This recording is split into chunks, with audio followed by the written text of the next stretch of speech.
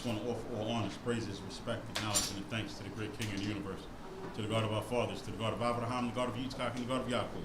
Thanking him for all things and everything. I bid you in the tongue of my forefathers, Shabbat Shalom Nicole. Shabbat Shalom Zaccar. Please be seated.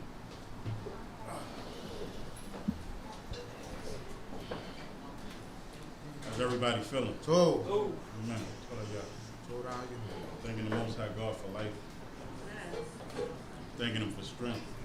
Thanking him for food, clothing, and shelter. Thanking the Most High God because he is good and his mercy endures forever. Amen. Thanking the Most High God for my life, the lives of my family. Thanking him for your lives and the lives of your family. Thanking him for the life of my teacher, Nahum1-3 and Yisrael. And all those similar to him who dedicated their lives to make sure that we had it just a little bit better, just a little bit easier.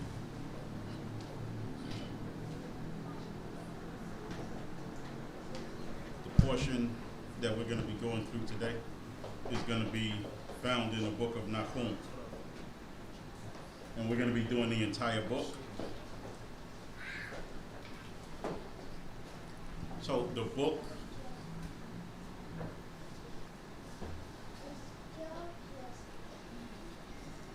of Nahum is, the majority of it is actually prophecy regarding the Assyrians and the Assyrian Empire. So we're gonna read that.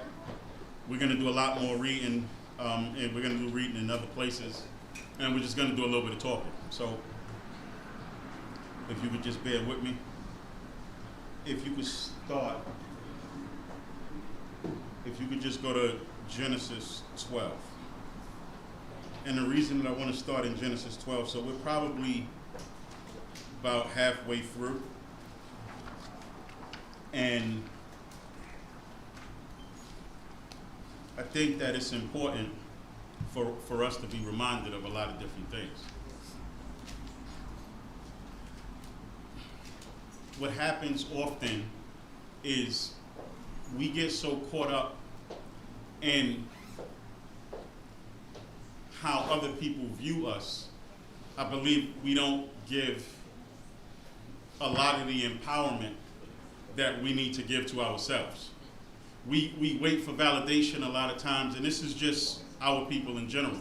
We wait for validation oftentimes from other people when our validation and our support and our goodly words need to come from us.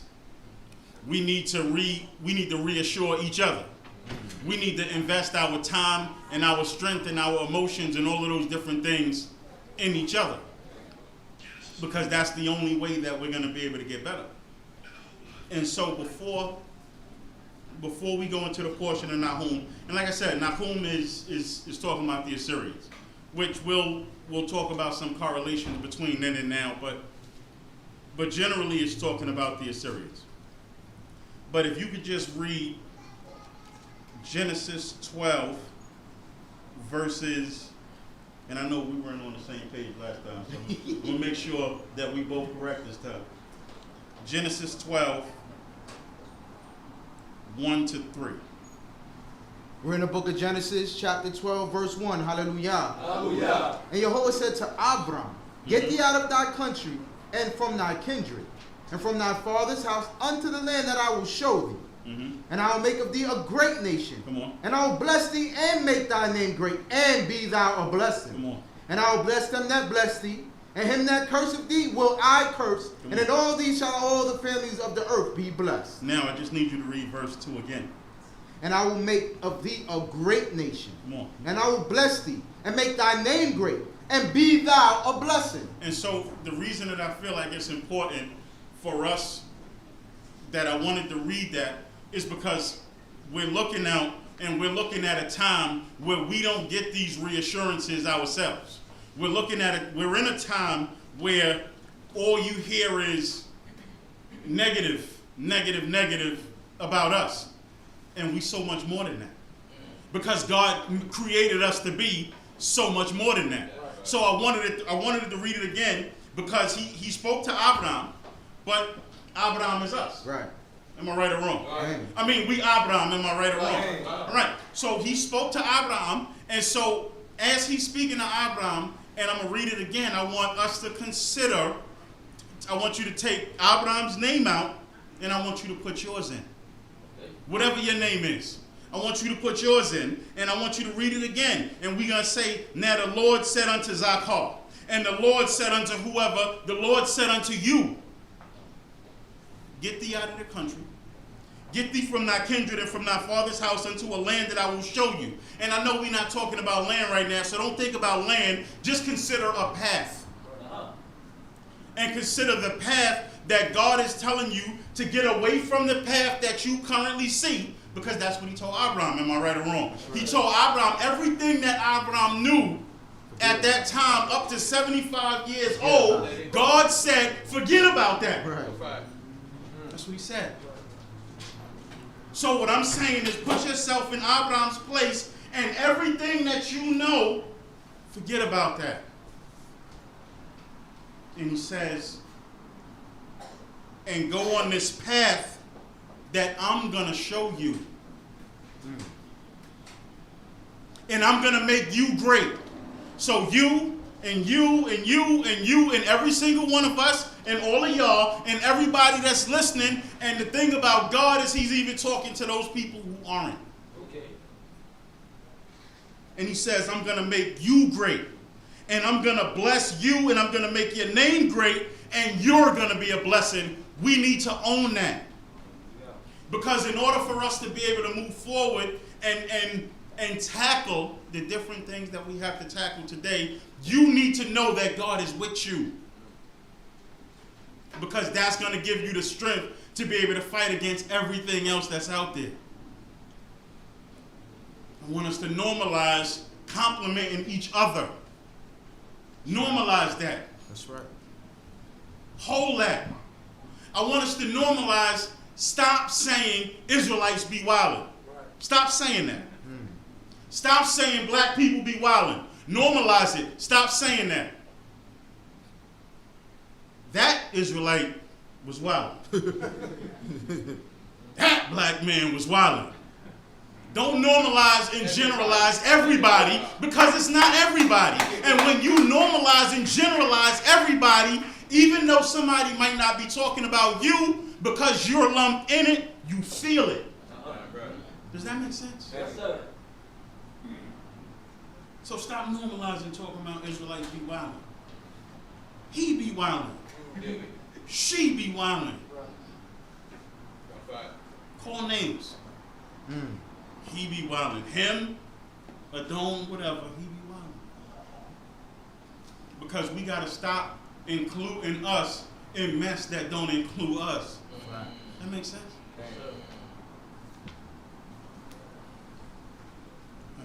We're going to go to Nahum. But as we're going through this portion, I want us to just consider a couple of things. You got to forgive me. I'm trying to get used to this, so just forgive me, right?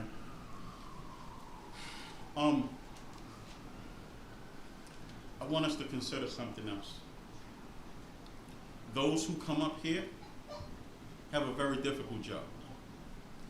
Because what's happening is you're speaking things to a people who aren't used to hearing some of the things that you're saying. We're speaking to a people that aren't used to being free. We're speaking free words to a people that aren't used to that. We're speaking sovereignty to a people who aren't used to that. So what happens is when we come up, and we all have our different ways of talking, not just here, wherever. But you come up with your way. We come up with our way that we pray God will bless our words to be able to get across to a people who aren't used to certain things. And it's okay, because we can get there together. So when we speak, listen, don't get so worked up. I understand sometimes shoes fit. The reason that shoes fit is because God is king. That's why shoes fit. So sometimes you may have a person who says something or speaks about something and they don't know, they haven't been in your life to know what you do. Unless your life is on social media, then maybe they may have. But then it becomes public. Right. But they don't, like, we're not in your lives to know what you do because we're too busy in our own. But sometimes we get upset with the messenger and the things that says and we lash out, but we don't consider maybe God is being merciful and allowing you to know that we need to do better. Just consider that. Just consider that. You know, I think God is showing some things. Just hear me. I believe that God is showing some things. I believe that God is showing that for those of us who are shepherds in whatever capacity that we're shepherds, guess what? We're not just shepherds to D.C.B. I want us to consider that. We're not just shepherds to BINAH, and we're not just shepherds to wherever the different places that we come to a brick and mortar building to talk about God. We're actually shepherds to everybody. And so, what I also think that God is showing is our obligation is not limited to us when we come up here and speak. It's not limited to that. Because coming up in here and speaking is actually the easy part. The hard part is after you need to address an issue, that the hard part is actually going to the person and saying, we need to talk about this. It's easy for me to come up here because I saw something, heard something, said something, and come up here and just go in. That's easy. The hard part is going to the person and saying, listen, how do we fix this? Not that you were wrong or this or that. How do we fix this? That's the hard part. So when they talk about rebuking your neighbor is not hiding behind a podium and spouting off whatever it is. That's not what rebuking your neighbor is. And I know, you know that I know because I've said it. I've said that, you know, and I use the example. Jeremiah, God told Jeremiah, go and speak in the gate in the house of God, and he told Jeremiah to go. And he did. But then he also told prophets like Jeremiah, go specifically to this person and say this. So I want us to normalize, stop spouting out so much up here, and go to a person individually and say, let's talk about this and figure out how to fix it. Because a lot of times what happens is, once you spout it off out here, it becomes more difficult for you to have a conversation after. Just think about that. Because what happens is, a real man and a real woman, you recognize an issue and you recognize the importance of going to a person to fix it, rather than, you know, hiding behind a sub post that only people who know who you're talking about are the people probably privy to the situation. And I'm talking about this in a manner that I'm speaking about it, but I actually saw this someplace, and I just thought that it was prudent when I saw it. It says, you, and I want us to personalize that you, each and every single one of us, you need to be prepared, you need to be ready to break generational curses without the support of the people who passed it on. Does that make sense? Yep. Because the people who passed it on, some don't realize that they're actually passing it on, and others don't care. So we need to be prepared to do the job. That's right. Regardless. You know, in the book of Isaiah, he said, it said, wounds. and bruises and putrefying sores that neither have been bound up nor mollified with oil. And so if you think about that, that was 700s before the Common Era. And if they had wounds and bruises then that needed to be fixed, how many wounds and bruises you think need to be fixed now? How much healing do we believe that we actually need to do now? And the interesting part about healing is that sometimes we need to initiate and effectuate healing with people who don't realize that they need it. Mm. And so I say all of that to say, and we're going to get into a portion, but I say all of that to say, if you have a goal, and your goal is for God, right? Don't let nobody deter you from that. If you have a goal and your goal is to help your people, please do not allow anybody to deter you from that. Because where you draw the strength to proceed forward is not from out there. You're going to draw the strength from in here. And if you allow what other people say to limit your ability to be able to pull out what God has put in you, you're not going to be able to be successful. Because God put it in you, you need to be able to figure out the best way to pull it out. Does that make sense? So the only thing that I want us to consider is, listen, none of us, we are not defined by the words that people use to limit us, unless we allow ourselves to be defined by it. It means the choice is ours. Each and every single one of us. So you know how they have this new term right now? They said somebody woke up and chose violence. Mm-hmm. Somebody woke up and chose conflict. Listen, just wake up and don't choose conflict. And when you feel it in your spirit, just fight that. Because we have a major job to do. And us being in conflict with each other is not going to help our job, not in the least bit. So, come on, when you ready. We're in the book of Nahum, chapter 1, verse 1. Hallelujah. Hallelujah. The burden of Nineveh, the book of the vision of Nahum, the El Kashai. Yahweh is a jealous and avenging God. Hold on, I'm sorry. So I wanted to stop right there.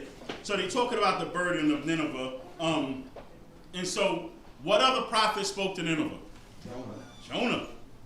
So now, just think about, and the reason that I bring that out is because I want us to look at the progression. God spoke to Jonah and told Jonah to go to Nineveh. And he told Jonah to say these different words to Nineveh, Assyria, right? Say these words to Nineveh. Jonah didn't want to go because Jonah said, you just going to forgive anyway. And Jonah went, they fasted, God forgave. A few years later, God is now sending another prophet to talk about the burden of Nineveh. Because that change that Nineveh made was just for a moment. And so now God is sending another one to give the burden of Nineveh. And now this is at the point where God is fed up. And if you just think about how when God spoke to Abraham and he told him he was going to give him the land, and what did God say? He said, but not yet, because the iniquity of the Amorite is not yet full. That meant he gave him some time. He gave him time. I dare say he allows us time. And he allows us time. How we choose to manage our time is literally on us and our choice. Come on. Yahweh avengeth and is full of wrath.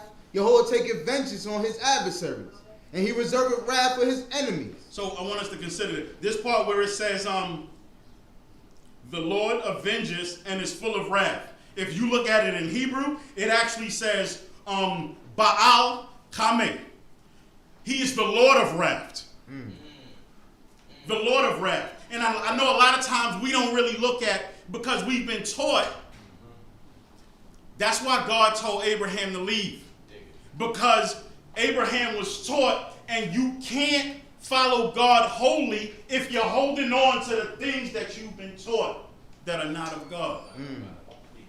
So a lot of times we don't believe that God is the Lord of wrath because we've been taught that he was all mercy.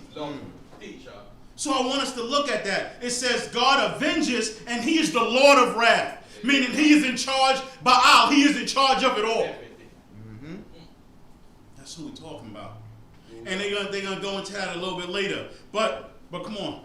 Jehovah is long-suffering and great in power, and will by no means clear the guilty. Mm-hmm. Jehovah in the whirlwind and in the storm is his way, and the clouds are the dust of his feet. So that's not the first time that was said. Right. Because actually what it says is Yehovah, El Rakum We Kanum. God said that already. That's right. God said that in Exodus. Mm-hmm. And after he said it in Exodus, Moses reiterated it back to him in Numbers. Mm-hmm. El Rakum We Kanum. Nakwe lo Yinakwe. That will by no means clears the guilty, meaning as merciful and as kind and as compassionate and all of those different things that God is. If you are guilty, you are guilty. And all his mercy doesn't absolve that. Right. All his mercy does not absolve that. Come on. He rebuketh the sea and maketh it dry, and drive up all the rivers. Bashan languisheth, and Carmel, and the flower of Lebanon languisheth. The mountains quake at him, and the hills melt, and the earth is upheaved at his presence. Yea, the world and all that dwell therein.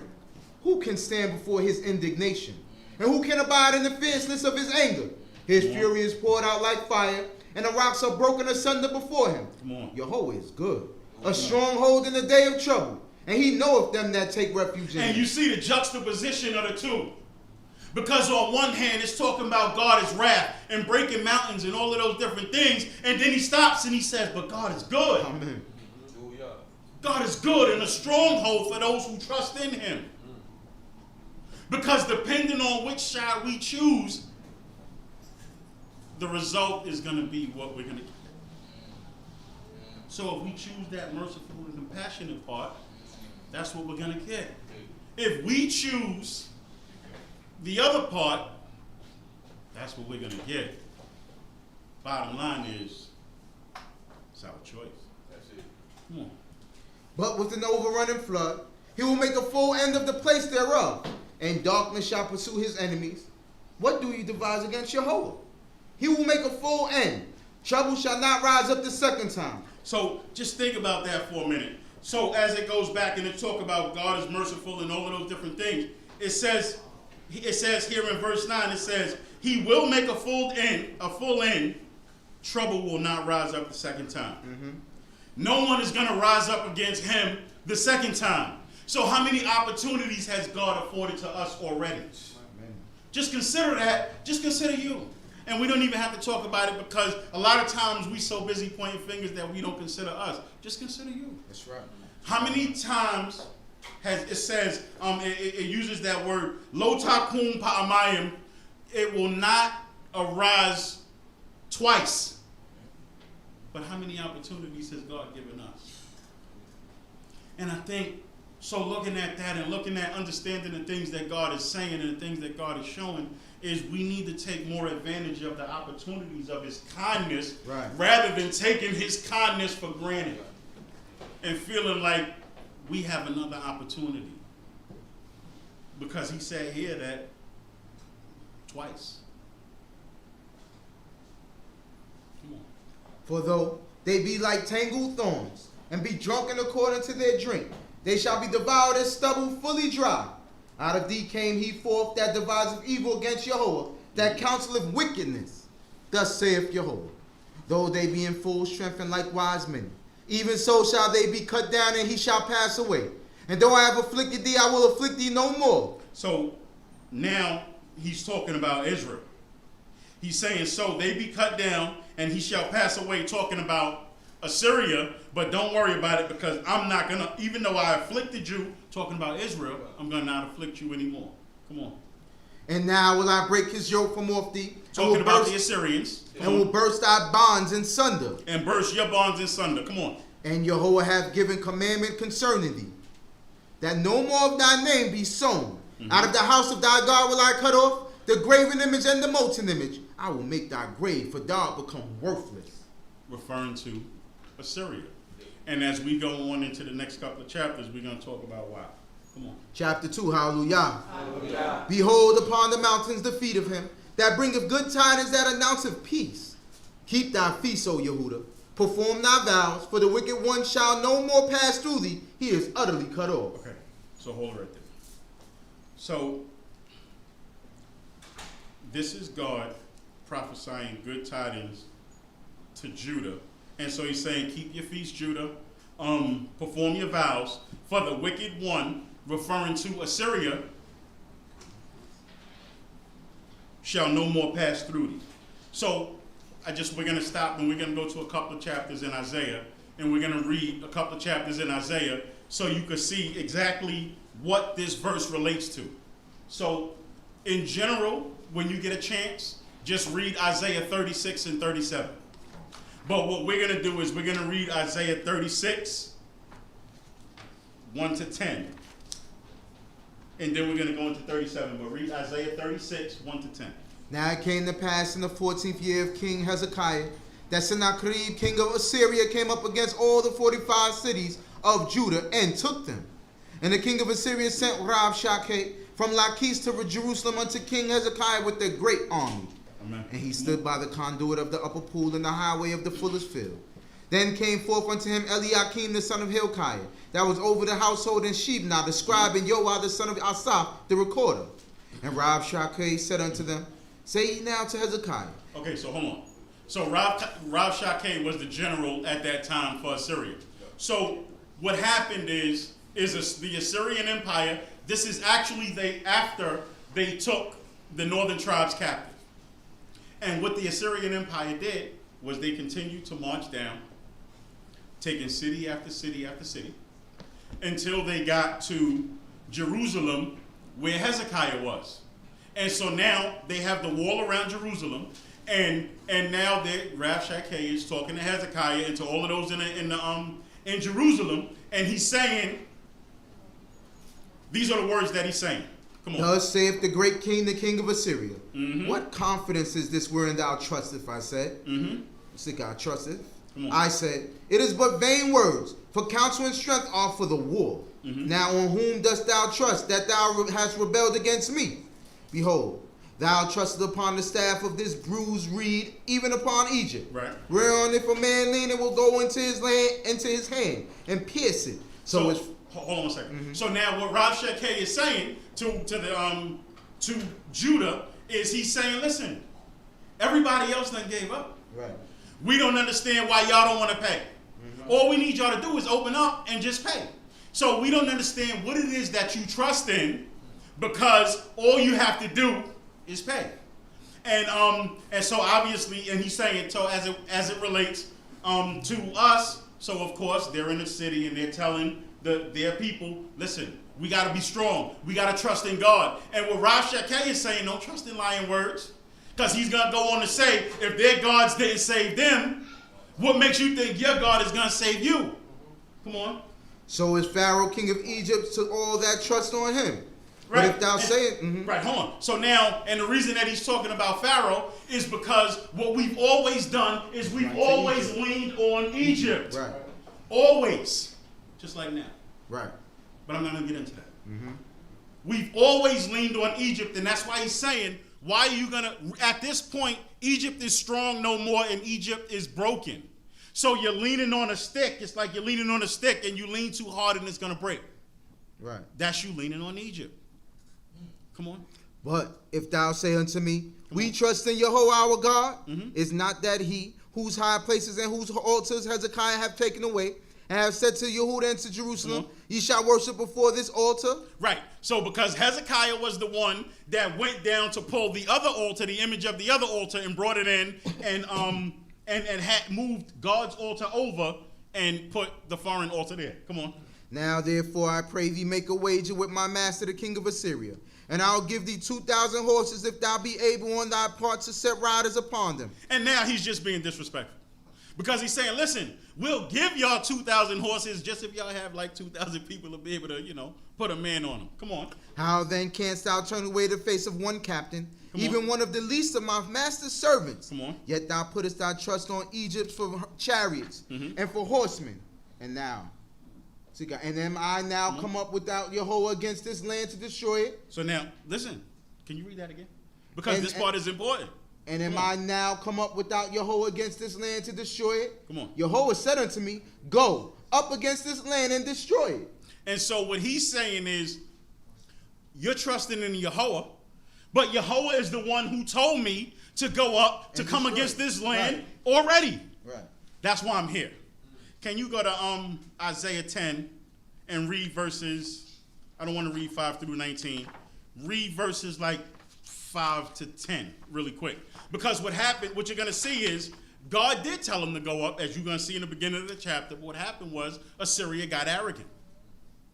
Come on. Isaiah chapter 10, verse 5. Right. O Ashur, the rod of mine anger, in whose hand as a staff is mine indignation. Right. So you see what he said? He's confirming what the general said. The rod of my anger, meaning I'm the one that sent Assyria against you. I'm the one that sent Assyria against the children of Israel. Come on. I do send him against an ungodly nation. Why? And that shows why. I sent them because we wasn't right. So a lot of times we so depend on God so much, and we swear we be in with God. God is dope.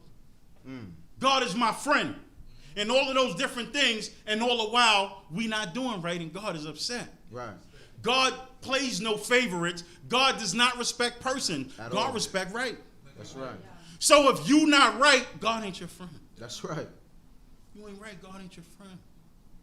Same for me. If I'm not right, God ain't my friend. Same for all. Same for everybody. And so I want us to just kind of consider that as we're going through the rest, because God is just, and God punishes everybody equally. We're the ones that pick and choose on different things. Mankind, when I say we, I'm talking about mankind now. We pick and choose on different things. God is just all around. So God said, when my people start acting up, and my people didn't want to listen to my people, I sent a foreigner to put my people in check and chastise my people, because they didn't listen to their people when they came to talk to them. So now I come back to the people who talk.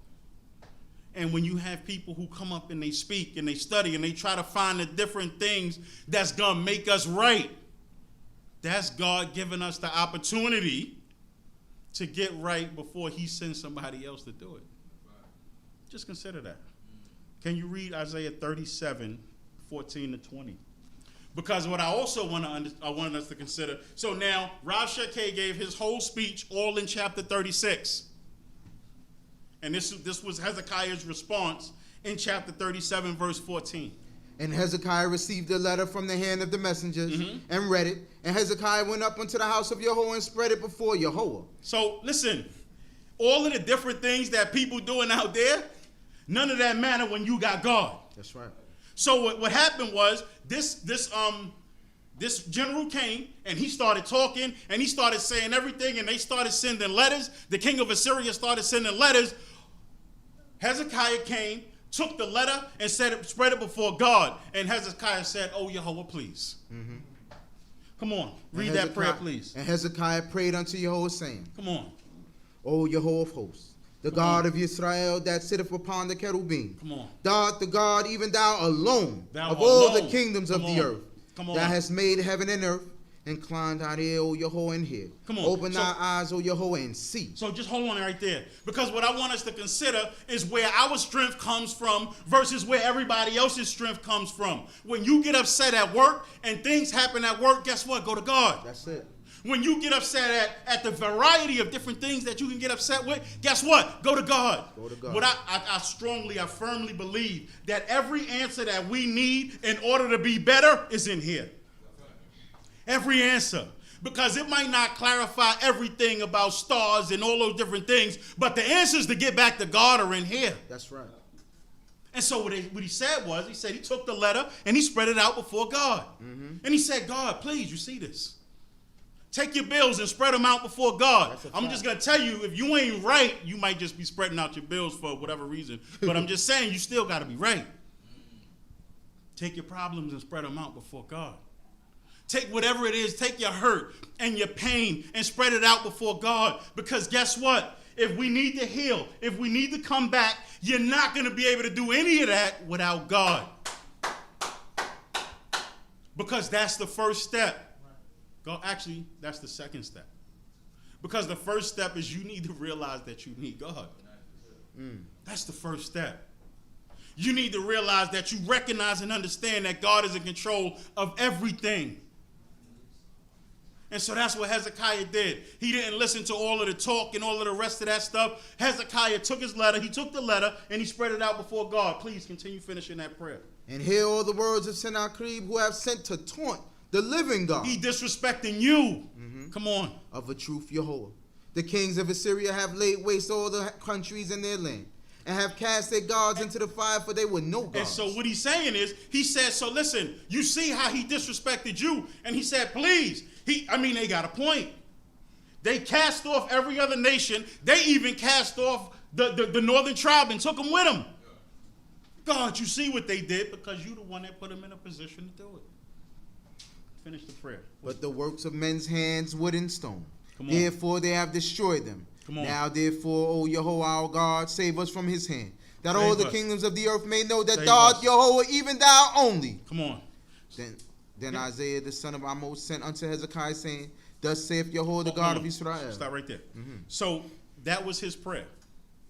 So if you have a highlighter, highlight that. So that when you need something to refer back to when times are hard, highlight that. That's right. When you need something to go back to when you have a problem and you don't know how to deal with it, highlight that. Go back to that. Because our fathers had a way of getting God to help. Highlight that. Just go to 37 and read 36 through 38, please. So now he prayed. Hezekiah put it all out, and he prayed before God. Come on.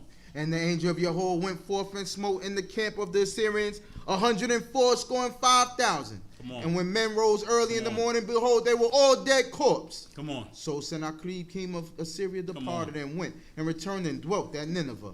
And it came to pass as he was worshiping in the house of Nisroch his god, that Adramelech and Sarezer his son smote him with the sword, and they escaped into his land of Ararat. And Esarhaddon his son reigned in his stead. Come on. You could go back to Nahum. So what happened is Hezekiah spread it out before God. What you read in 36 to 38 is God listening.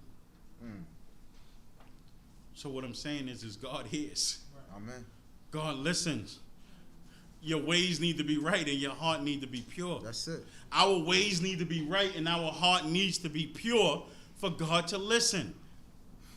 In fact, God been helping when our ways haven't been so right and when our heart hasn't been so pure. Because that's him showing he's showing, just come serve me. We need to do our part. Come on, let's go back to Nahum. Chapter 2, verse 2. Come on. All is come up before thy face. Guard thy defenses. Watch the way. Make thy loins strong. Fortify thy power mightily. For Yahweh restoreth the pride of Yaakov as the pride of Yisrael. For the emptiers have emptied them out and marred them their vine branches. Okay, so hold on. So just going back and just tying it all in, back in 2. So after Hezekiah prayed, after God delivered, that's when God is sending a message saying, behold upon the mountain the feet of him that brings good tidings and announce peace. Because that's the peace that came from when God delivered them from the Assyrians. That's the peace that came. Showing that all of the books in our book correspond together. You can go to one part and read it and understand another part and understand what God was doing exactly the entire time. Cross-reference it, yeah. Cross-reference. Come on. The shield of his mighty men is made red. Come on. The valiant men are in scarlet. Come on. The chariots are fire still in the day of his preparation. And the cypress spears are made to quiver. The chariots rush madly in the streets. They jostle one against another in the broad places. The appearance of them is like torches. They run to and fro like the lightnings. He bethinketh himself of his worthies. They stumble in their march. They make haste to the wall thereof. And the mantelet is prepared. The gates of the rivers are open, and the palace is dissolved. And the queen is uncovered, she is carried away. And her handmaids moan as with the voice of doves, tabering upon their breasts. But Nineveh hath been from of old like a pool of water. Yet they flee away. Stand, stand, but none looketh back. Take ye the spoil of silver, take the spoil of gold. For there is no end of the store, rich with all the precious vessels. She is empty and void and waste, and the heart melteth, and the knees might smite together. And convulsion is in all her loins, and the faces of them all have gathered blackness. Okay, so hold on. So basically what you're reading, and I want to stop here for a minute, I want to talk about this. Basically what you're reading is war between Assyria and Babylon. I mean, to sum it up, that's what we're reading. And this is God now paying back Assyria for the things that they've done, and now Babylon is starting to take over. Right. I want us to hold that thought and consider this. There was a fierce war that was happening in this region, in Israel, in Assyria, in Babylon, in Egypt. There was a fierce war happening in this region. Yet, in Europe and in Asia, they were doing things completely different.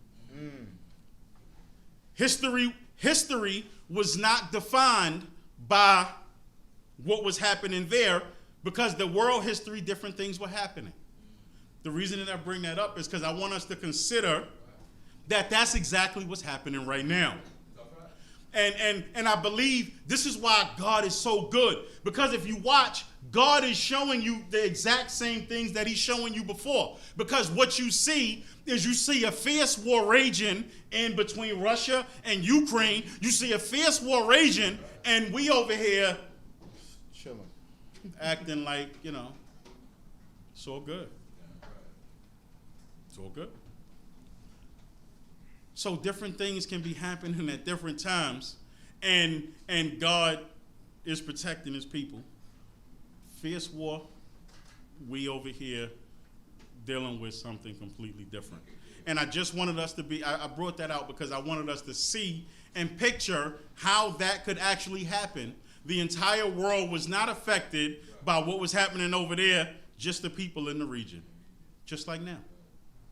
Come on.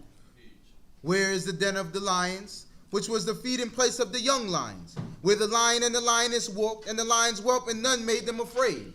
The lion did tear in pieces, the lion did tear in pieces enough for his whelps, and strangled for his lionesses, and filled his caves with prey and his dens with ravens. Okay.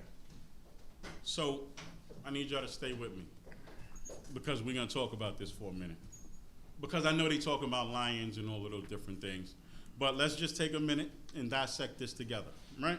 It says, where is the den of lions, which was the feeding place of the young lions? Where is the place that they can eat?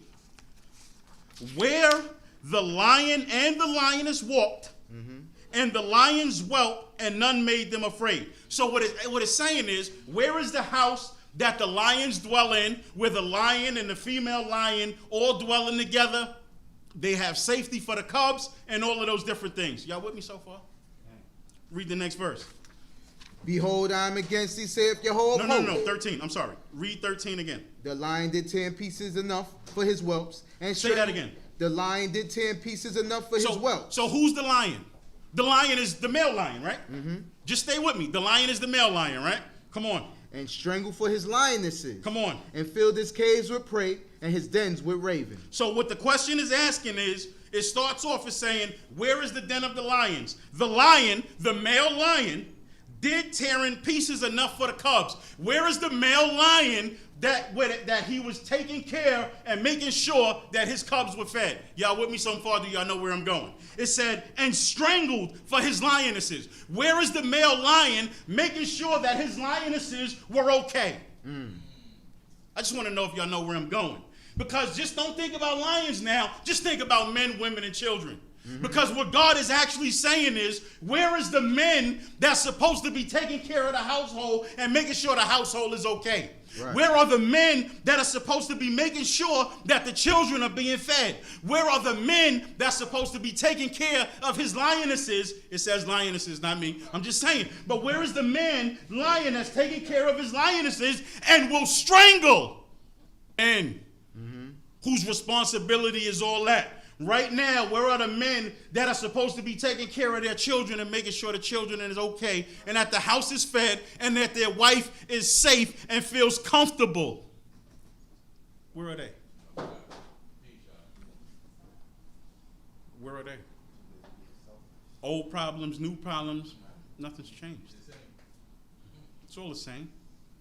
There was a lack of men then, and there's a lack of men now. And it's showing you clearly what the role of a man is as a provider and a protector.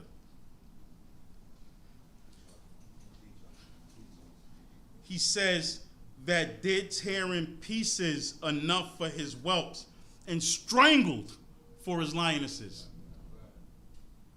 Black women are saying that they don't feel protected anymore. Whose fault is that? Black women at large are crying out, and they telling you as far as they working 80 hours. And men at home watching TV. If they home at all. Women are working and raising children, and men are absent. And it's a norm, and it's okay.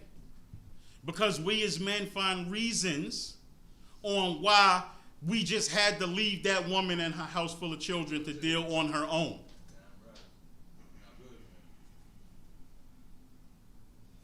Am I far off? No. I just replaced men with lions. So I want us to consider our job is much bigger than us. So if we as a man can brag about the variety of, we can have multiple wives and all of these different things, then you also need to brag about putting food on your table and make sure that your children are okay and protected. Amen. Making sure your wife is okay and protected. Because it's absent right now. And I don't want to say Israelites be wildin', but there are some Israelites that's out there that be wildin'. I'm just saying. It's some that be wildin'. No, I got you. And so what we need to normalize is, instead of championing for deadbeat dads and deadbeat husbands, we need to start telling them, no, sir. No, sir. Nah, no, sir. We need to stop supporting that. We need to stop acting like that's okay. We need to stop acting like that's acceptable, with a woman crying out for help, children crying out for help, and then the man can come in on a feast day, sit at the big chair, and get a nice big plate first. Nah.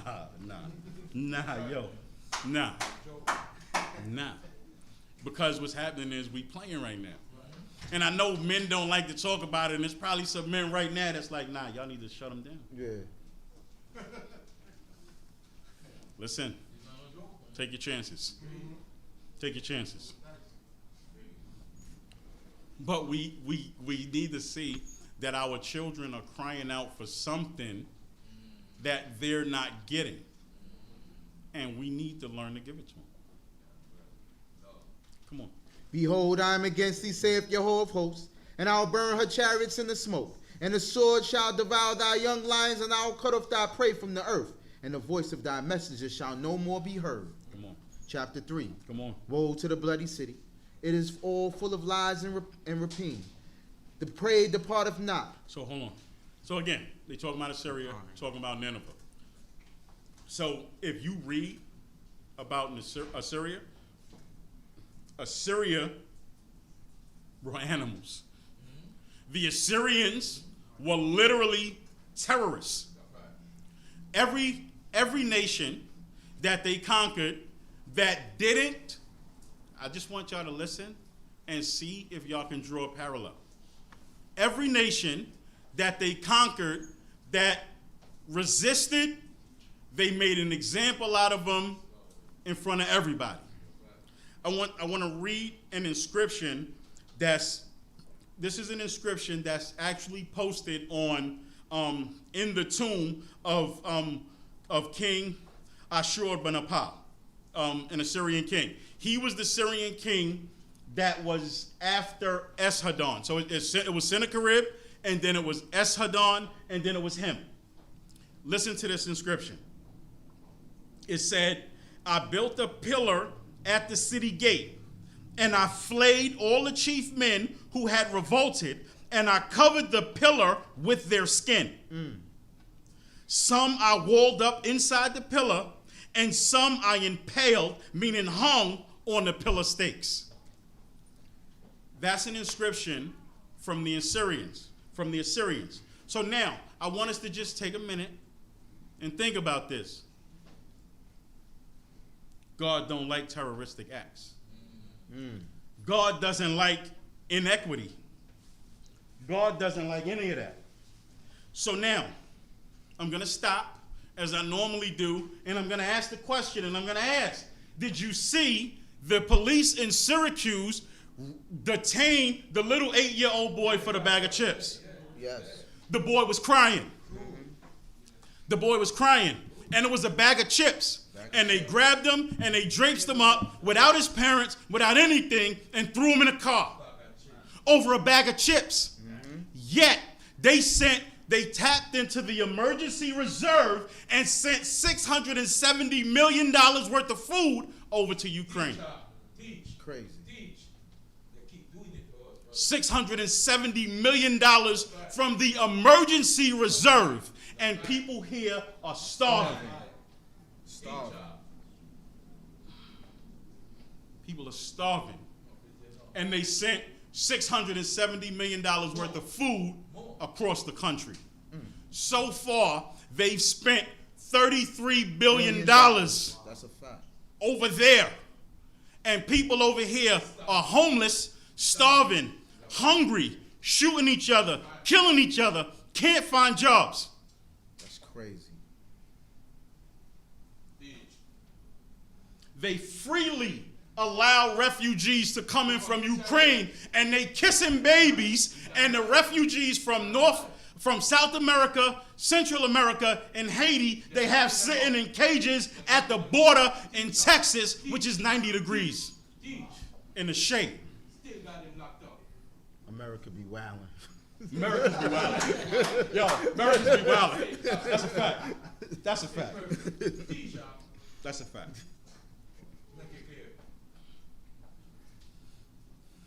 If you listen to the news says that the reason that gas prices went back up, like literally gas prices went up 20 cents a gallon in 2 days. The news will tell you that gas is up, food is up. I bought some eggs yesterday, $10 for some eggs. $10 for some eggs. Listen, the eggs couple of weeks ago, maybe a month ago, the eggs was $5.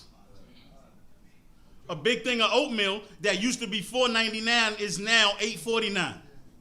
So now, what's happening? I know, see y'all, cause y'all just be eating. So y'all don't really understand, cause y'all just be eating. I'm just saying. But so the news will tell you that the food prices are going up because of supply chain issues and because of the war in Ukraine. And food prices are at an all-time high. Gas prices are very high. Inflation is at an all-time high. And you know what else is at an all-time high? Company profits. Because if you listen to the stock market, if you watch the stock market and you see what's happening, companies are reporting record profits right now. So if everything is high and they reporting record profits, that means it's not high because it's a supply chain. That means it's high because they want to continue to make money. That's it. And so right now, they're looking to file war crimes against Russia for what they're doing in Ukraine. And I'm still looking for the high court, and I want to know when they was around during slavery and the civil rights era for them to start filing war crimes against here. However, I say all of that to say that's what's happening. And that's still not my concern. Mm-hmm. My concern is all of that's happening and we still can't come together. Because that's the only part that matters.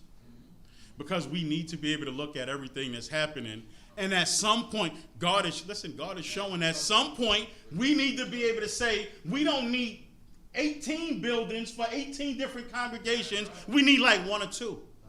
Or maybe we need like 18 buildings where 18 congregations have 18 houses and 18 businesses and all of those different things, and we work through some sort of a profit sharing so that we can all work together like everybody else do. That's the only thing that I want us to consider. Because we're not going to be able to do it alone. We're not going to be able to do it alone. Why? Not because we can't, but because we weren't built to. Torah does not allow people to do stuff alone. If you look at the essence of what Torah is sharing of everything, because God makes it clear that even though you have land and you built a house in that land, he makes it clear it's not yours, it's still mine. And he lets you know, and he makes it clear that if you have a grape vineyard and somebody want to come and eat your grapes and go to sleep, you mind your business. Because it's not yours, it's God's. That's what he tell you. That's what he tell you. He just tell you, don't start going in people's land, chopping stuff down and taking it home. But if they want to go in and they want to eat so that they're not hungry, so that they can keep going, you better mind your business. Because we are not made to be selfish. And because we're fighting against who we are to be selfish, that's why we can't prosper. Right.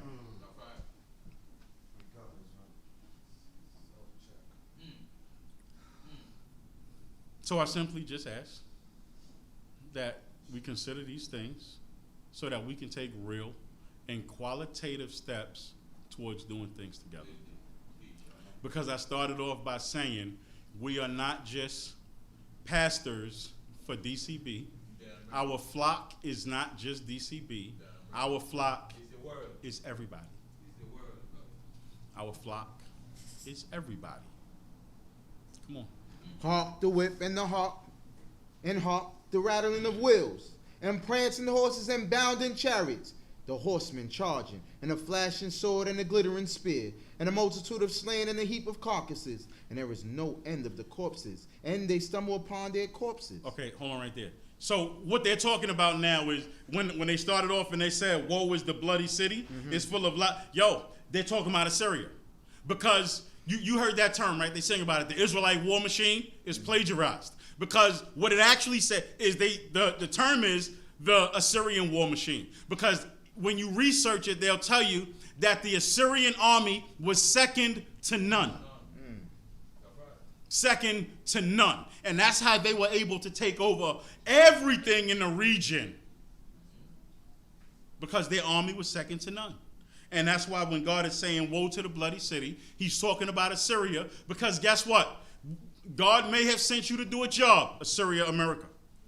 Babylon, America. He may have sent you to do a job, but once you become too pompous, which Assyria did, when you get a chance, just read Isaiah 10:5-19. You'll see what happened was Assyria got pompous, and then God brought them down, just like God gonna do to everybody who get pompous that put their hands on Israel.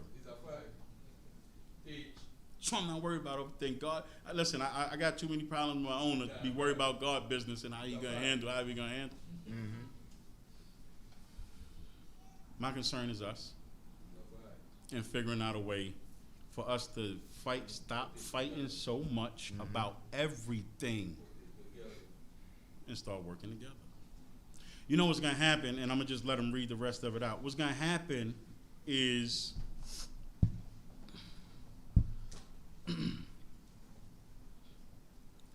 in the return to God, there are going to be some people and things that we love that are no longer going to be there. And we need to be prepared for it. There are going to be some people and some things that God, that are here now, that we feel comfortable with and that we trust in, that was smoke and mirrors and a lie all along. And we need to be able to, we need two things. We need to be able to prepare ourselves to deal with that, but we also need to be able to prepare ourselves to help those heal who are going to be most impacted by it. That makes sense? Absolutely. Come on. Because of the multitude of the harlotries of the well-favored harlot, the mistress of witchcrafts, that selleth nations through her harlotries, and families through her witchcrafts. Behold, I am against thee, saith Jehovah of hosts, and I will uncover thy skirts upon thy face, and I will show the nations thy nakedness, and the kingdoms thy shame. And I will cast detestable things upon thee, and make thee vile, and I will make thee as dung. And it shall come to pass that all they that look upon thee shall flee from thee, and say, Nineveh is laid waste, who will bemoan her? When shall I seek comforters for thee? Art thou better than Nahum? And I want you, so Nahum, I'm going to stop and talk about Nahum for a minute. Nahum is actually one of the major cities in Egypt. No is the city, which is actually, which the Greeks renamed Thebes, and Ammon is the deity. Mm-hmm. I want us to consider this. This same Assyria is the same Assyria that God pardoned in the time of Jonah. That means forgiveness and pardon don't last forever. Forgiveness and pardon is dependent on you and what you do and how you act and all of those different things. Talk about it. That's what it's based on. So I don't want us to get comfortable right after Yom Kippur and we feel like we get comfortable right after Yom Kippur and we feel like we good. You never good unless you fully good. Because this is the same Assyria that God just pardoned back in Jonah. Come on, finish it up. Thou was situate among the rivers that had the waters round about her, whose rampart was the sea, and of the sea her wall. Ethiopia and Egypt were thy strength, and it was infinite. Put and Lubim were thy helpers. Yet was she carried away, she went into captivity. Her young children also were dashed in pieces at the head of all the streets, and they cast lots for her honorable men. And all her great men were bound in chains. Thou also shalt be drunken, thou shalt swoon. Thou also shalt seek a refuge because of the enemy. All thy fortresses shall be like fig trees with the first ripe figs. If they be shaken, they fall into the mouth of the eater. Behold, thy people in the midst of thee are women. The gates of thy land are set wide open unto thine enemies. The fire hath devoured thy bars. Draw thee water for the siege. Strengthen thy fortresses. Go into the clay and tread the mortar. Lay hold of the brick mold. There shall the fire devour thee. The sword shall cut thee off. It shall devour thee like cankerworm. Make thyself many as the cankerworm. Make thyself many as the locust. Thou hast multiplied thy merchants above the stars of heaven. The cankerworm spreadeth itself and flieth away. Thy crown are as the locust, and thy marshals as the swarms of grasshoppers, which camp in the walls in the cold day. But when the sun arises, they flee away, and their place is not known where they are.